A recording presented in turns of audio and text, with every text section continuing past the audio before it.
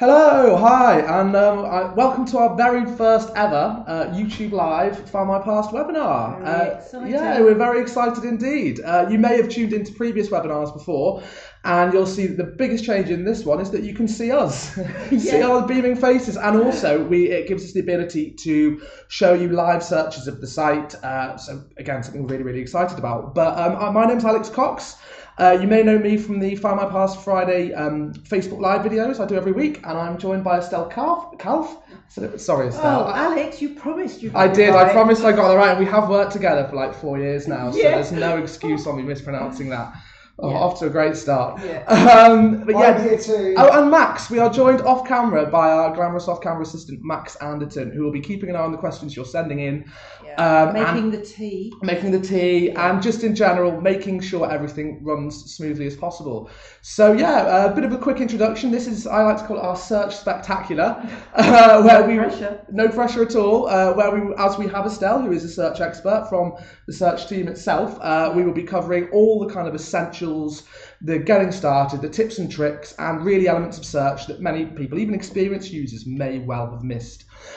This is the first time we've used this platform, so it's a test. Thank you very much for helping us test this out. There's a survey in the video description, which we'd really appreciate it if you could check out and give us any feedback, because this is the first time we're doing it. We'd love to continue it. Let us know if there's anything that doesn't work for you, or alternatively, if you think this is a massive improvement and you'd like to see more, please let us know. More Alex, please. More Alex and Estelle. That's what you want to see. That would be great. We are the new Phil and Holly. Or Richard and Judy. I think they're just the new genealogy double act. Yeah. That's what we're going for. But as again, bit of housekeeping. We will be doing a live Q&A session. So we have other experts dotted around the office who, while they aren't on camera, are keeping out on the questions you're sending in, and will be answering them to the best of their high level of ability. And depending on how we get on for time as well, Estelle and I will try and answer some live on the fly at the end of the video as well. You do need to have a Google account to join the Q&A. I believe instructions were sent to you all earlier this week. So they're also in the video description. They're also in the video description. Again, if you have any difficulties doing that and it's a potential blocker for you participating, let us know in the survey. But also, as this is our first ever one and it is a test, if you haven't been able to set up an account for whatever reason and you've got a question that you just have to ask because you've got us both here, you can send one into a special inbox we've got for this webinar, which is othompson@findmypast.com. So that's O for Otter, Oliver, Orange, whatever you like. And then Thompson, which is THOMSON@findmypast.com. So yeah, if you couldn't set up a Google account and you'd still like to ask us a question, send it through to that. I'll also be repeating that at the end of the video. So that's enough waffling from me. God, do you ever stop talking? See, now I do the Facebook Live, so I've got a bit of a taste of the sound of my own voice. Just a little bit. I have a bit. But now I'm going to hand you over to the very capable hands of Estelle, who's going to introduce us to the wonderful world of search. Great, thanks Alex. So I'm Estelle. I work as part of our product team here at Findmypast. I'm a product manager. I've done that for quite a few years now. And I'm also a family historian. I've been researching my family history for over 20 years. Wow. Yeah, I know. So I did it before it all came online. Oh, really? I was one of those people that went to the archives, and I would go through these massive books and take my notepad and my pencil. It's hard to imagine that now. Yeah, it's great. It's great fun, but I had a lot more time back in them days, before children and work and life. The rest of it. Yeah. So anyway, I've been doing my family tree for over 20 years, so it's something I'm really passionate about. So working at Findmypast is just brilliant. And it's really good because, it's so important to talk to customers and listen to what they've got to say. And, that helps us improve what we do. Really. Oh, massively, doesn't it? Yeah, it's very important. So should we get started? We might as well. Okay. Great. So I thought what I'd do first of all, Alex, is just do like a bit of a quick run through of sort of the basics of search. Yeah. Just to sort of show, what we've got and what we do. Sounds like a good place to start. So if we have a look here at the website, you can see, Max has done funny things with his mouse and I found it. This is the home page. I'm sure loads of people know what this is. I've seen it before. And here we've got the search box. So this is a really popular way to get in. You just type in some simple criteria, click search, and that takes off. And that searches everything on Findmypast, except the newspapers, Okay. which sit in a separate search. So that's a good place to start out, I guess, if it's the first time you've landed, because would it give you a rough idea of what you're up against? Yeah, absolutely. And you can sort of see really quickly what we've got. So that's great. And like I say, newspapers sit sepaapately, and I think we should do a separate webinar on those because they warrant. Yeah, I don't think we could give easily. So apart from search all records, if you have a look at the top of the website here, we've got our navigation bar, and you can see search up there. And when I click on that, that gives me a drop down. So again, I can search all the records. This is we put our records into categories as well, because it makes it easier to sort of separate them out and then find them. So birth, marriages, deaths and parish, for example, census, land and surveys and so on. We've got a link to newspapers. We've got a link to the 1939 register as well. Which we love. Which we very absolutely dearly love, yeah, which is unique to Findmypast. It is. And then we've also got this link at the bottom, which is the A to Z of records. So this is a list of all of our individual record sets. Now, Alex, I know that you are our records expert. And try to be. I think you know them all off by heart, don't you? Maybe not all. There's like 8 billion or so of them. So not record sets, sorry, records. I'd say a good few. Good few at the very least. Good. I shall be testing you Oh later. dear. Right, so that sort of just covers the basic way of navigating into the search experience. So as I said, that we filter down by categories, and when you look at the page, this is the category search. You can see all the different search fields, and they're really sort of quite basic. Yeah. You know, first name, last name, year of marriage, year of birth, year of death, and so on. You can choose a subcategory or a record set, optional keywords. So that's great, and that will sort of search all of the records in this category. If we go down another level, we can go into the subcategories. So we separate the records out again, which just helps you filter down, which is what you want to do, isn't it? To find the right record. Exactly. So here you can see, for example, we've got civil births, we've got civil deaths, parish baptisms. Now this leads me to just mention an amazing piece of work that the search team did. So the team that I work with, recently we separated out these parish records from the civil births. Oh yeah, this is really recent, isn't it? Wasn't this last week or the week before? About 2 weeks? A few weeks ago. Yeah. So it just, again, it's just separating things out, which ultimately I think makes it easier to find. The feedback's well, it was the result of customer feedback, wasn't it? It was. Yeah. So it goes to show we really do listen to what our customers say. You know, it's really important to us, and we try to make changes that people are asking for. Well, that should inspire listeners, shouldn't it? We've done it. Yeah. Yeah, so let us know what change you'd like to see, and like this, who knows? You know, you might see it up on the site in the near future. Absolutely. So when we go into the subcategory search, this search form that we can see here will change again. So for example, let's look at baptisms. And as we scroll down here, you can see you can add the mother's maiden name. Yeah, massively helpful. That will often appear when you're searching baptisms. Or hey, let's have a look. Well, let's go up and just look at the civil marriages. Okay, go on, and can you guess what you might see as an extra search field, Alex? I'm going to test you. Registration district? No. Spouse's first name and last name. So again, that's the type of information that you can add that's going to help you sort of start to filter down your search.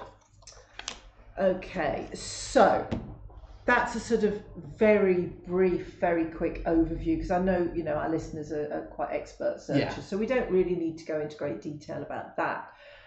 Let's start by going to the A to Z of records. So we saw it in the link at the top, also got it here as a quick link at the top of the search form. It's one of my favourite pages, this. Oh, it's brilliant, isn't it? You can have hours of fun. You can, no, you genuinely can. It's really good. So what this is a list of all the record sets that we've got on Findmypast. So these are the ones that you talk about every week, aren't they, when you do your Findmypast? And I guess that's an important point to raise, isn't it? That every single individual index or collection or record set on the site does have its own dedicated, specifically tailored search page. that I believe, and I think quite a lot of people, even quite experienced users, do miss these because they tend to search from the category pages. Yeah, will you stop reading my script? Sorry, sorry, I was about to cover. I'm genuinely not. We're just so in tune. We are. That's exactly it, and that's what I was going to demonstrate. Before I spoilt it. Yeah, before you spoilt it. That's okay. So let's go and search. So if I start typing Kinder, okay. So here we've got this search box at the top. What it does is it searches the title of the record set. Every record set has a name. Yeah. Doesn't it? So this is the Kinder Transport, which is a great collection. Oh, it's fascinating. Yeah, it's.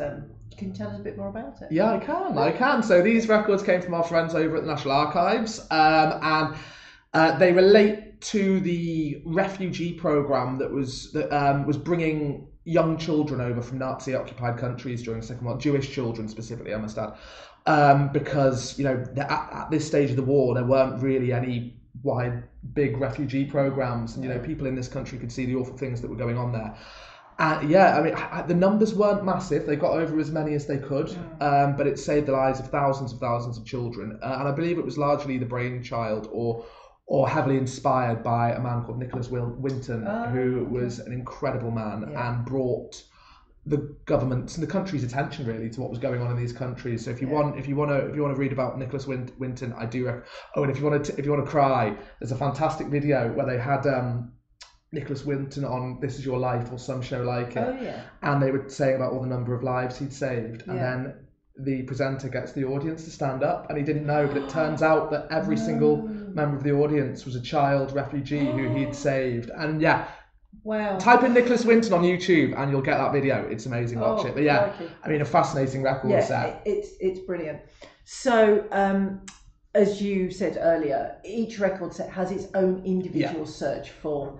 So, it's great when you're just doing some general searches, but if you're looking for something really specific, come and find the actual record set. So this one, for example, you can see birth, origin and place. There's even the archive reference that you can use, again, keywords. So it's a great way to sort of, do very specific searches. Oh, quick point actually about archive references. On a lot of these search pages, but a lot of TNA sets have an archive reference form, don't they, to include.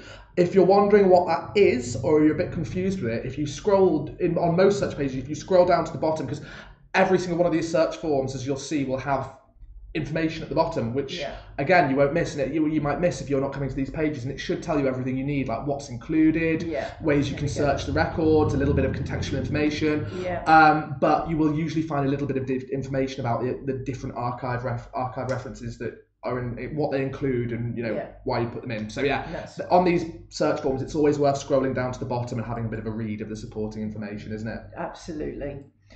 Okay, so let's now go to. I just wanted to show another record. This is my personal. This is a good set. This is a great set. I absolutely love this. I think it's fascinating. Ireland dog license registers, and I'm actually going to do a search because there is one of my ancestors in this collection, albeit distant. I was really excited. Oh, we're searching for a man, not a dog. No, so you search for the person. Okay. So here we go, Matthew Redan. So this is indeed a distant relative of mine. So we can view the transcript. It's a bit slow. We are streaming at the same time, so you'll have to bear with us. Yeah, we'll have to get Max to wind up the internet connection. Here we go. So Matthew Redan, some details about where he lived, and the date, and so on. And this is an important part about when you're viewing records, isn't it, Alex? It's about viewing the actual image. 100%, yeah. If there's an image, always look at it. Always. Yeah, always. Because we've seen some, interesting detail on that transcript. But let's actually scroll down and let's look for my ancestor. It was a bit further down the page, I think. Here we go. Matthew Redan. Yes, yeah. Okay. If we have a look across here to the DO, that's ditto, we can see he was the owner of a brown terrier. Oh, nice! How cool is that? That is information you wouldn't find anywhere else, isn't it? It is, isn't it? And, family history is great, and you can find out lots. Censuses give you a lot of information. the parish records do, the BMD, the civil BMDs, all of the certificates, you get a lot. But personally, it's this colour bit that really excites me. Yeah. You know, is finding out all these little bits of detail. You can kind of visualise him a bit more as a person, can't you, with details like that? You know, he was probably accompanied by a little brown dog wherever he went, maybe. Exactly, yeah, walking across the fields of County Offaly. Actually, that reminds as well, the good thing about the dog licences, and slightly related to A to Z as well, is dog licences in particular, the reason you'd probably search them would be they're an amazing census substitute, because you know many of the Irish censuses were destroyed during the Four Courts fire. So if you're wanting to know where your ancestors, you know, so many people in Ireland own dogs, and all of them took out a dog licence to own those dogs. So in many cases, it'll be one of the only ways of you pinpointing them in a specific location. But going back to A to Z, it's a great way of finding out what is available, isn't it? Yeah. And so you're about to show, Alex. Oh, am I going to spoil? Again? Sorry, I'll start. I'm going to have to put my cue cards Jumping the gun. Okay, so let's go back to the A to Z. And that's so slow. Right, here we go. Let's go back again. Because that's what I wanted to show. Let's do it this way. Okay, gosh. Oh my God, this is like being on Richard Judy, isn't it? Perils of live. No, it's not giving me the drop down. There we go. There we go. Success. Yay. So, so as I said before, this search box searches the titles. So as an example, I'm looking at Lincolnshire, which is where a lot of my dad's family are from Lincolnshire. That's where I was born. So, this is showing me everything we've got where Lincolnshire appears in the title. Now, this is great. This has been amazing for my research, all the brilliant records that we've got. Oh, wow, we've got a lot for Lincolnshire. We have. However, okay, this is the next cool piece. So, very recently, another piece of work that the search team have done is that we've started breaking down the records by country and county. So you can now search at county level for England and for Ireland and for Wales, which is great, which is really massively useful. So here we've seen the list of records for Lincolnshire, okay? So I'm actually now going to go to England. I am then going to start typing Lincolnshire here. Okay, and then I should have highlighted Lincolnshire. Yeah, it has. Let's take that out. Here we go. So it's highlighted Lincolnshire. So now this is showing me the records that have got Lincolnshire in them. So all the national collections exactly. as well. So it's not just where the word Lincolnshire appears in the title, but actually, you know, we've got obviously 1841, all the censuses have got Lincolnshire and so on. So that's. So will that capture any record set where the word Lincolnshire has been transcribed in the record entry itself? Yes. Oh, that's great. So you could. So that would be like with the dog licenses. Say for example, you know you don't have any Irish census records, but if you're doing, I don't know, for a county in Ireland. It would bring up the dog licenses, so it would point you towards a set that you might not have thought of as an alternative. Yeah. That is, so it's really useful, you know, because sometimes this is the whole thing when you're searching, it's not as straightforward as you expect, is it? So you have to think a bit laterally. And I think also we're at the point Findmypast that now we have so much on the site that a lot of it's going to be well buried. There's so many record sets and so many different collections that finding what you're looking for, if you're looking for something specific, can be quite daunting. Whereas if you come to the page, come to the A to Z page, say for example, your ancestor was a waterman, he worked on the river. Just popping in waterman will bring you back a list of record sets which relate to London watermen. So again, that'll tell you that there are records up there to search. Here, though. We do have waterman records. Yeah, we do. Okay. We do indeed. We've got a few. You really do know your records. But that comes in particularly handy if you're looking for records related to occupation. So we've got lots of trade union or apprenticeship records and guild records and things like that. So putting in your ancestor's occupation. So for example, we've got a set dedicated purely to London gunmakers. If you put in gun, it would come up, and you might not even know it's there. So I do think this is probably one of the most useful pages on the site. Ever so. So if we continue to think about searching by county, I'm just going to take you now into the search forms to show you an example here. So let's go to England. Okay, let's go to the BMDs. And we're going to use, this is the example of my my 2 times great grandfather, Richard Howes. It's an unusual surname. I haven't seen that before. Oh, haven't you? No. It's well, he was from Norfolk. Well, this is what I'm about to demonstrate actually. So he was from Norfolk and he moved to Lincolnshire. Okay. So what I'm going to do is I'm going to filter.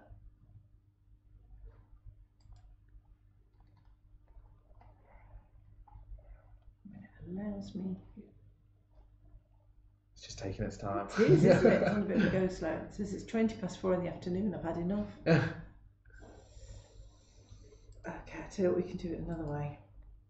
So I can just start typing like this here, and then there we are. Oh, I see. Okay, and then I'm also going to add Lincolnshire. So make sure you click it as well. It has to appear here. Yeah. And if you did want to search 2 counties at once, the way to do it would be to come to the category page and do it like this. Exactly. Okay. Yeah. Or I could do it. I could do it category at subcategory, or categories. But yeah. So you have to choose the country first, then you start typing the county. So I'm going to search, and here we can see 1858 a marriage, but you can sort of see Norfolk is already appearing as well as Lincolnshire. So yes, so that's a really useful thing to do.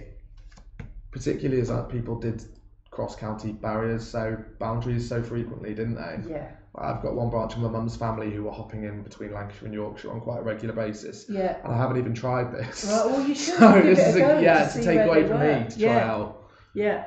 Now, so to carry on with that theme, where you can search by county, the other thing that you can do, of course, is search by more than one record set at a time.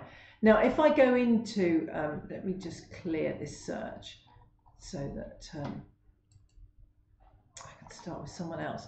So I can come in and I can search the census subcategory. That will search all of the records that appear in that subcategory. But actually, I don't want to see all of them. Yeah.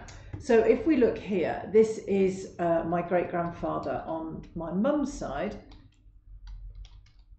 And Reginald Rogerson, that's a good name. Reginald Fawcett Rogerson. Don't you just love that name? Yeah. It's great.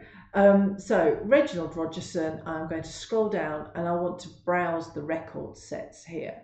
And what I'm going to do is, I know he was born in the 1880s, so I don't need to see anything from before then. Of course. So 1870s he was born. I'm just going to select these 3, apply the filter so you can see they've appeared below. I could do the same as I did before and start typing here.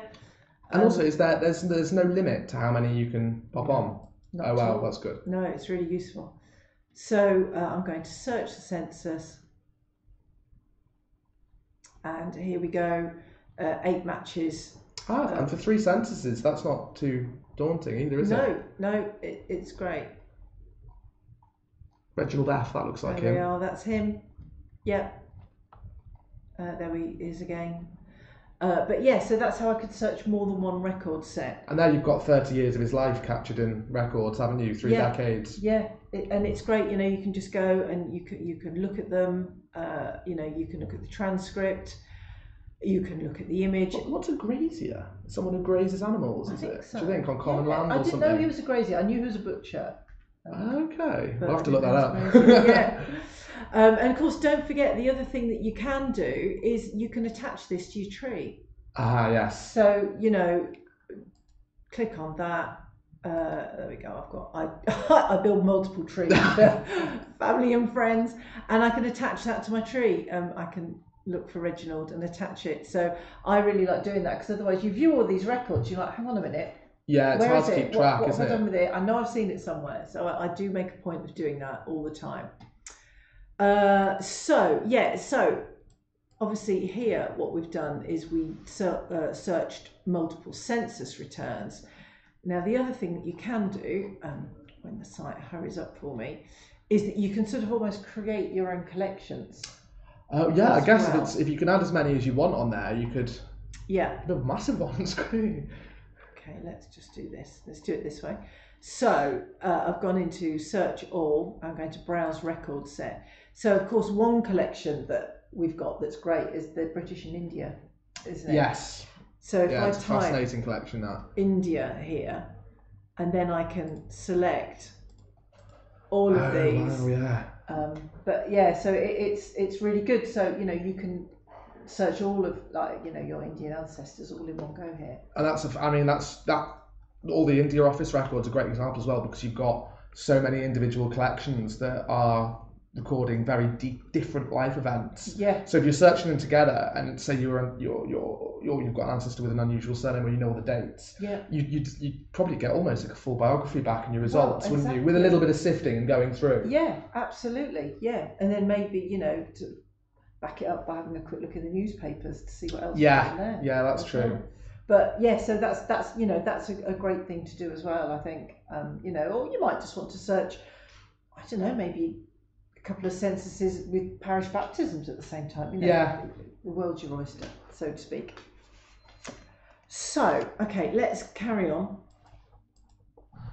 And what we're going to do now, I'm going to talk about keyword searching. Keywords. Which is great, which we've sort of almost touched on a little bit earlier.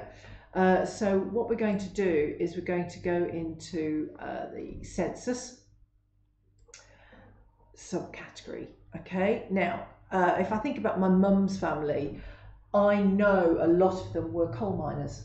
Okay. And they were in Derbyshire in a place called Clay Cross. Okay. So what I could do here is I could search the name. Now if I scroll down here, we've got keywords right at the bottom, optional keywords. This searches the transcripts. So anything that's recorded in a transcript, you can search as a keyword. So I'm going to put in Clay Cross. Okay, here we go. Look, here's what I made earlier. Oh God, it's like being on Blue Peter. Here we go. And so this is going to give me results for Sadler in Clay Cross. When it appears. Loads, yeah. Here we are. All right. So look, you can see location. That's the same again, but we would go in. So this one, for example, we can't see Clay Cross in the search results, but here we can see it's actually her birthplace. Oh, and I guess census in particular, like record sets like census. I can't think that there are many others actually that relate to two locations, because you've also got the address they were registered to and their birth address. So that would be massively helpful, wouldn't it? So it's, again, if you know where your ancestor was from and you can't find them somewhere, if you think they were living somewhere and they're not, maybe try it this way in case they were, away from home on the night of the census. Because that's the other thing, isn't it? So the census returns only record who was at the address on that evening. Yeah. So your ancestor could be staying with relatives, they could be lodging, they could be working in another part of the country. Yeah, absolutely. So this is probably your best way of finding them if they're not on an address. Definitely. So the other thing that you can do, keywords really, it's great for doing all sorts of things. So if I just edit the search here, and I'm actually going to clear it. So so you talked about this earlier actually, Alex, when we were looking at the A to Z, and you talked about people being watermen. You could use optional keywords to search occupations. Okay. So here, we're going to look at piano as the optional keyword. We're going to search the census again, and let's have a look and see what we've got. So if we look at the first one, okay. And is this one of yours? No, it's not. I haven't used one of mine. There are in my family though. We did have pianoforte maker. Oh wow! But so again, a great way for searching things like occupation.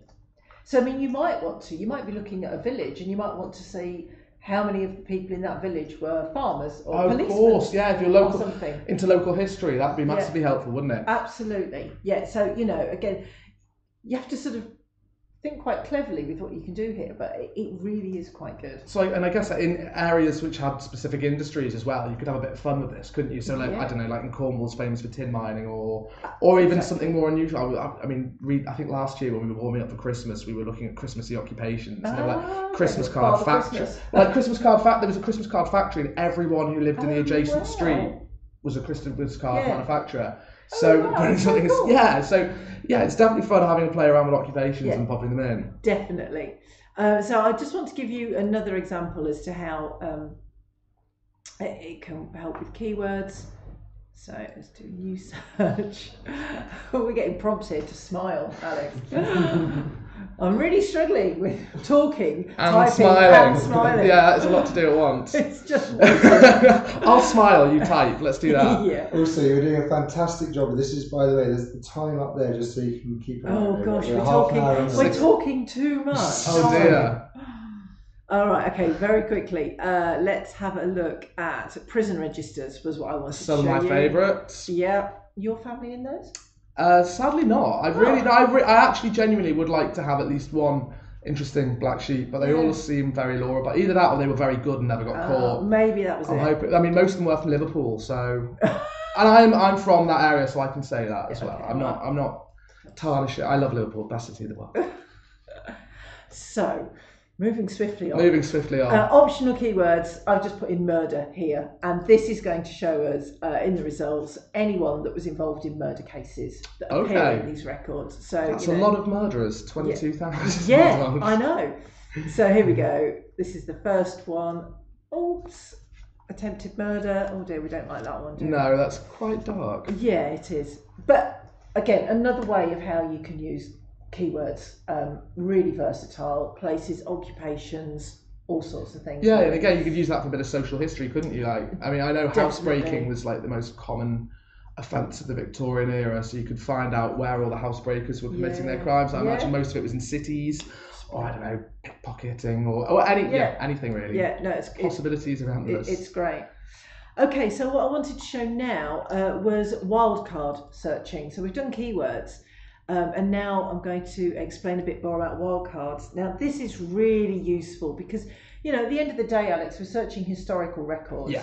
These have been transcribed, and we know, and I'm sure everyone watching knows, that handwriting can be so hard to decipher. And it depends on so many things, doesn't it? So it could be a lot, so things like our parish records date, and many go even further back, but our parish collections date back to the early 1500s. Yeah. And, those are documents that are about, over 500, knocking on 500 years old.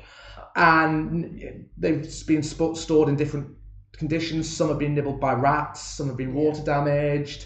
So when you combine that with incredibly archaic handwriting, trying to transcribe that, and decipher, and with the volumes at which they're being transcribed as well, obviously mistakes do happen. Yeah, absolutely, and we do make some mistakes. We do correct those mistakes because people can report any errors with the transcriptions. Yeah, but they're still there. So what I wanted to show you actually was an example, and this is from my my friend's tree actually, who's got Jewish heritage. Dora's a nice name. It's lovely, isn't it? Yeah. So Dora Goodman or Guterman was born in 1911, and I just wanted to show you what I've done here is I've put in the asterisk which denotes the wild card. Okay. So what that's going to do is search any letters between the G and the M. So you don't need to put in a specific number of stars to represent the letters. No, it's just it can be 1, it could be 5, whatever. Okay, and so I can show you that with the results here. So if we search the census, here we've got Dora Gamerman. Dora Garman, and so on. Okay, so I see. You can see. So the only consistency there is the G and the man, isn't it? That's everything right. else in between is. Yeah. So, again, it's really useful for helping you to find her. So in fact, when I edit the search, I know she was born in London. So what we could do here is we can go down to England, and we can go to London.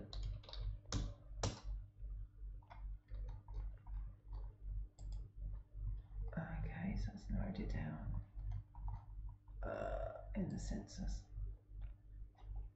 And there we go. Ah, yeah, wow, that has narrowed it down, hasn't Dora Groban, Dorothy Goodman. So what this is also doing is I've actually ticked name variants as well. I see. So that means it's going to show me any sort of similar names as well. Again, because sometimes people, that they might be known as something, might be Eliza, there might be Elizabeth, and so on. So. Or change their name. Lots of people with Germanic surnames changed them during just after the First World War, didn't they? Right, you see a lot of that. them, which is actually what happened here. Oh, is it? Was that Dora Goodman, her father came over as Gutterman. When he arrived, apparently, he said, "I am a good man." Oh, that's quite sweet. And so he became Goodman. Oh, that's it. So that's a good origin story. Yeah. So there you go. So that's how you can use it there. And then what I also wanted to show was how we can use it for multiple wildcard, Alex. Not just one, but multiple. Getting really wild. Yes, we are. Living life on the edge. The wildest search possible. Yeah. That's what we'll do. There you go, look at that. That is very wild. I've got 3. This is white knuckle stuff. Okay. So this is going to search Boston. So this is actually looking for member of my family. Okay, so you can see she's come there. We've got Elizabeth there. I've done Eliz. We've got Tooley. We've got Toft. Tooley. I was hoping it might show other variations. You get like Tolly, for example. Do you think that'll be because Tooley is such a common surname? We were a bit common in Lincolnshire, I'm afraid. No, you got my sympathy because Cox is hardly an unusual surname, and I have difficulty sorting out all the who's who and who I'm actually related to. But yes, you can sort of you can see.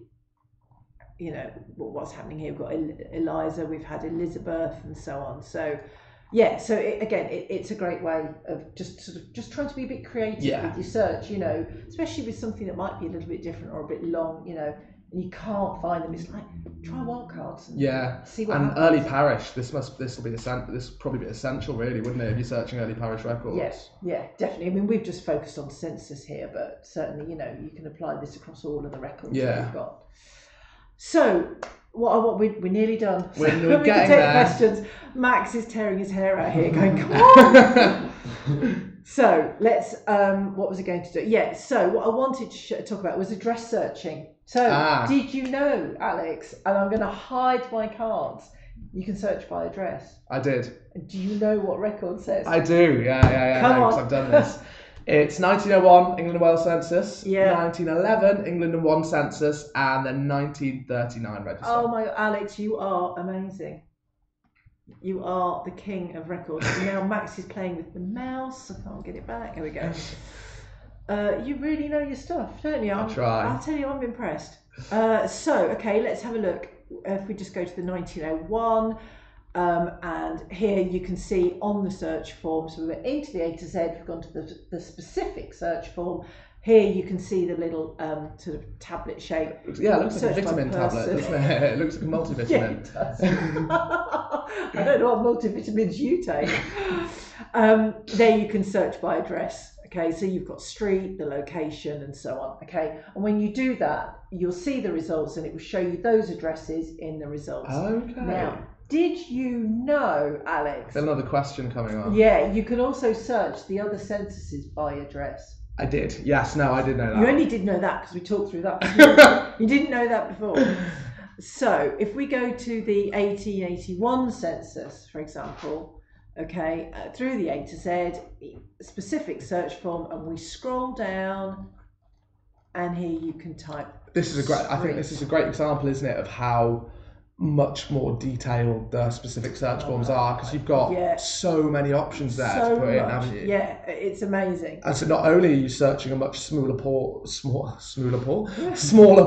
of records, because you're only searching that set, you've got all this additional stuff. Yeah. And I think adding other household members and things like that, Absolutely. So here I'm going to search for Witham. So my ancestors lived in a place called Witham Green in Boston. Okay. Sometimes that's abbreviated to GRN or GM and so on. So I've used the wildcard. So Witham, G***, and then I'm going to put Boston in I hadn't even thought of using it on wildcards on location, actually. Oh, it's not. It doesn't. I tell you what. I want to type. Okay, let me add. See if we'll do it this way. It's a little bit slow today. No, it's not coming up. Okay, not to worry. So, what we can do is we'll just do it like that. Okay, and we'll search. So, when you do the proper address search, that would show me street results. Yeah. So this is still searching by address. It's not quite the same because it's going to give me people results. Okay. But it is going to include that street in those results. So if we look here, and let's just take the first one as an example, John Alborn. Here we can see he lived at Witham Green. Ah, perfect. So, but I mean, what I could do then... So will everyone in these results have been, well, they won't necessarily have been on that street, but Witham would have appeared in the transcript, wouldn't it, somewhere? So this is taking me to Witham Green. So then what I could do, actually, is I could just scroll through the image. Oh, of course, yeah, browse through. And do it like that. And that would be massively useful, wouldn't it, if you were doing a bit of local or social history. So if you wanted to find out, obviously the class system is very important in British history. If you wanted to get an idea of the demographics of the street they lived in, or like I also like the idea of, sometimes when you're doing a bit of decorating and you peel something away and you find some like really old wallpaper and you're like, who put that there? Yeah. You could actually go into the census and find that kind of stuff out. Wallpaper, Alex. No, I know. That's getting a bit more abstract, but it's the kind of things you can do, isn't it? Absolutely. Yeah. So it's great. So so that's always a useful one to know. Okay, almost done. Sorry, what did that say? Time. Oh, we're time. being hurried along. We try to subtly tell you. We just love search. This is so much We just love fun. search. Okay, really quickly, we're nearly done. Quick tip for 1939 register. I won't show you an example, just show you where it is. So you search 1939 register. We've got this form here, which we call a simple search. We've got an advanced search. This I find really useful sometimes, is you can search by birth date. Oh yeah, that's exact birth date as well, isn't it? Yeah, it is. So I've used that actually with customs before. When we've been at the Who Do You Think You Are show and we're looking in 1939, we can't find someone, and they're like, I know my mum was there, alive in 1939. I'm like, okay, what's her date of birth? And search by date of birth, and that's a good way of trying to find someone. Of course. Because you are being so specific. If you're focusing, even if you're just focusing on the month rather than the date itself, that'll bring you a list back of everybody who was, and then that's quite a rare thing indeed in this kind of record, isn't it? Exact birth dates. I think I'm not going to take your mantle of being, font of all knowledge regarding records, but I do believe it's the only records. No, I think you're right. Actually, it is, and I think it's also the only one as well that has, like genuinely accurate occupation listings as well. Yes. Because obviously it was used for rationing. So if you are going to do some of the tricks Estelle showed you before, if you are wanting to use the register to do a little bit of, social history about an area, so you want a list of all the coal miners in Derbyshire, like you want to find out the community that your ancestor was part of. Yeah. The occupations you see listed in the 1939 register will be accurate. Yeah. Not like the census where I found have you heard of, there was some Victorian magician called the Great Lafayette. And he not only did he put his dog down in the census, but he just put his occupation as fabulous. Oh, so and that made it through. That is in the form. So, but you wouldn't think to look for that. No, you wouldn't. You really wouldn't. Okay, right. This is the last thing. Okay, then we could take questions. And I just wanted to show how you can search from tree as well. So I've got my tree on Findmypast. It's a rather large one, isn't it, Estelle? we found this out this morning. It is. Would you like to see my hint count? I've got over 1,800 names in my tree. Wow. 7,000. Yeah, you've got a lot of hints to verify, haven't you? That is a lot. Yeah, that's my weekend job. Is it going to be ironing or is it going to be checking my hints? Do you think you could do both at the same time? No, I think hints might win.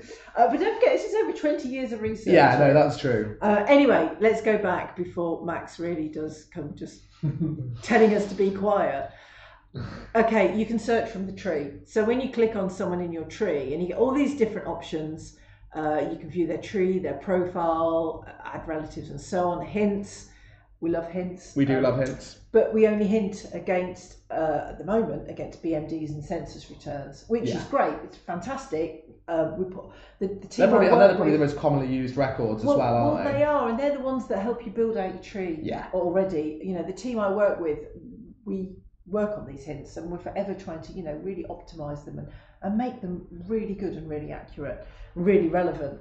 But the other thing that you can do, and I find this really useful, is I can search for this person from the tree. So so you can almost get the hints to do the building for you, and then use the tree as a platform to go off and start fleshing out the profiles. Exactly. Yeah. So let's use this one, and this I'll be really quick doing this.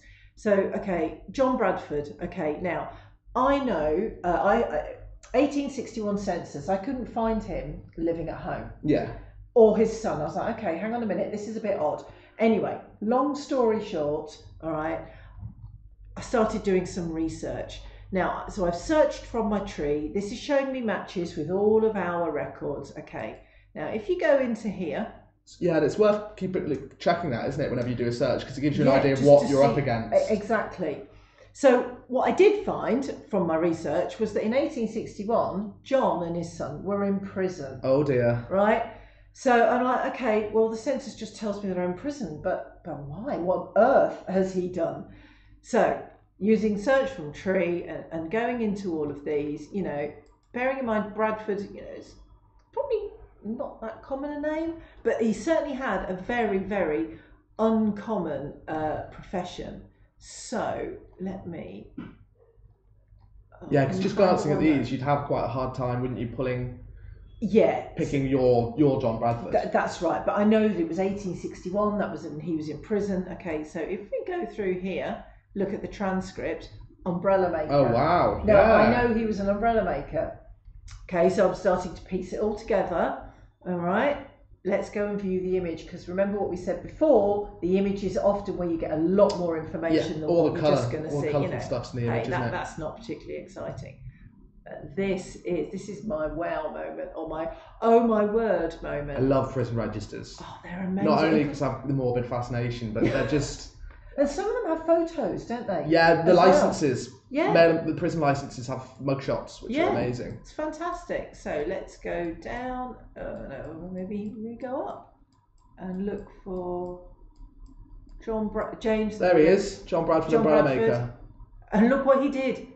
He stole £57 of whalebone from his master, Maya. Value of £7 10 shillings. Yeah, I don't know what that is. I think that would have been fairly quite a lot. £57 of whalebone is quite a lot. That is quite a lot of whalebone, yeah. Yeah, and that's obviously what they made the umbrellas. Oh, what? So do you think he was making he had a clandestine umbrella making operation and was selling them on the side? Who knows? Anyway, we're being told time's up, so we can't go. That was a great note to end on. But that is what you think of him when it rains. You should. Yeah, but my umbrella's not stolen. Okay, that's good to know. Okay, right. So there you go. They are my top search tips. I could go on and on and on, but hopefully that's been really useful. I learnt loads as well. And I search a lot, so that was fantastic. Cool. Thank you so much, and thank you so much for joining and watching, helping us test this new platform out, and to Max as well, and everyone who's helped us, and Olivia and everyone who's helped us. We have time to answer some live questions. Oh yeah, I'm going to do that. I thought you were saying it was the end. I was like, oh god, no. I was just going to say, don't forget to check out the survey and let us know what you think, because we'd love to continue doing these and improve them and build on them. Maybe any topics as well. Anything you think that we could cover would be great. I've got a long list already, but... So please let us know what you thought, ways we can improve, or just let us know things you liked. And as Estelle said, we'd love some inspiration for some more comments. Oh yes, and the email address I mentioned at the start as well. If you're unable to join, set up a Google account to join the Q&A, and you do have some questions, remember to send them through to othompson@findmypast.com. That is OTHOMSON@findmypast.com. I think we're going to try and answer some live questions. So I believe some have come through. Right, I've got one queued up for you to start. I'll just put that on the screen for everyone. It's actually from Ailey up in our Dundee office, who saw the run through earlier. So she's given us one to just get the ball rolling. Okay. She said a question. She said, sometimes I get stuck finding earlier census records for someone. I'll be able to find one from when they're married, but it's hard to find ones from childhood. Any tips? Oh yeah, that's good. So I'm assuming you mean more like 1841, 51, 61. So there was less detail recorded, wasn't there, than the... Yeah. Well, I mean, really what you would do is go away and try and get a copy of their birth record. Yeah. Wouldn't you? To give you the names of parents. And then once you've got that, you can then search for them in the census with their parents, because you can search for another family member. The other thing is, look carefully at those census returns, because sometimes they had family members living with them. You know, there might be a brother, there might be a grandparent or something. Yeah. And also look at the image to see who was living nearby. Again, just in case someone's a family member. So doing what we showed before and browsing through and having a little, they might be on the same street or they might be further away. Yeah, exactly. And then you can start searching for them with other family members. I mean, I would say, first of all, try and get the birth record to get the name of the parents. If you can't do that, get their marriage record, because that will give you the names of the fathers. So then you can also search that way for that person with their father's name, see if you can find them living together when they're younger. Yeah, actually, it's always good. I think people forget there are other resources out there that you can pull. Listen, just off the top of my head, things like monumental inscriptions. You know, it might say son of or beloved father of. You know, newspapers, family notices in newspapers as well. Absolutely. If you can't find a parish record or a civil registration record, it's always worth searching the newspapers for a family notice. Yes. Yeah. For the questions like that, it's just you need that extra little bit of information, don't you? That's right. Yeah. Okay. Hope you found that useful, Ailey. Cool. I have another question coming up for you. So we've got another question coming up, apparently. So this question is from Chris Lang. Oh, Chris Lang. Hi, Chris. Hi, Chris. Hello. Chris always watches our Facebook Live videos and is very helpful in the comments. And the question is, I'm just bringing it up on the screen now. The question is, why is mother's maiden name needed on parish baptisms, as it's seldom given in the parish records? So, the search forms are quite standard at subcategory level. Yeah. So when you actually go into the proper baptism record, Chris, through the A to Z, you probably won't see it. But we have to try and standardise the records. So the birth subcategory records have standardised forms, as do the marriages, as do the deaths. But if you were going to the specific A to Z search, then it would mirror what you'd get in the transcript. Absolutely, yeah. So it's really difficult. We can't personalise the subcategory baptism, because the different baptism forms have different things in. Well, I also think, as a general rule, unless you are wanting to search multiple sets at once, or unless if you're looking for something very specific, I think it is always worth going to that specific search page, isn't it, rather than going from the category page, if you know that's what you want. Yeah, absolutely. Olivia, have you got any more questions on Slack? I sent you. Oh no. Do you want to have a little look on? Sorry, guys, we're just looking for. There isn't. So I think that is potentially it for. We could ask each other a question. If you could be. How many records have we got, Alex? Oh, it's around ballpark figure about 8 billion if you include our newspapers. Wow, yes. amazing. So let's call it a day then. But basically, we want to thank everyone. Yes. Thank massive you. thank you for helping us test this out. And this question part is actually part of the big test of it. Yes. So it's hard for us to see what's been going on in the live chat right now, and we'd like to hope that questions have been asked and answered. But we're going to go and have a look and see how this has worked out. But I think you two have been absolutely fantastic. Thank you, Max. It's been a pleasure. And thank you for listening to us. Let's call it a day, I think. But thank you. That was absolutely fantastic, Estelle. That was truly a masterclass. Cool. Thank you very much. I'm a YouTuber.